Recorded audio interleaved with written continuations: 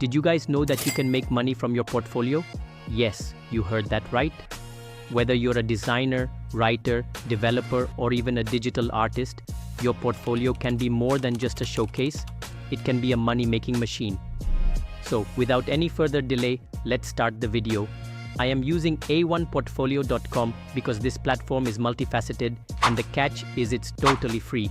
It's perfect for freelancers, creatives, and anyone looking to monetize their skills. Now let's break down how you can turn your portfolio into a cash flow generator. 1. Sell your services. First things first, offer your services directly. Make sure your portfolio has a hire me or work with me section. 2. Sell digital products. If you're into designing, you can sell logo packs, templates, or even fonts. Writers sell ebooks or content packages. 3. Affiliate marketing. If you review products related to your field, you can add affiliate links.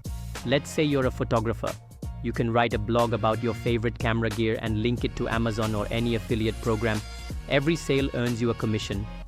4th, add revenue and sponsorships. If your portfolio has a blog or a significant following, you can monetize with Google AdSense or even get brand sponsorships. So yeah, that's how you turn your portfolio website into a money-making powerhouse.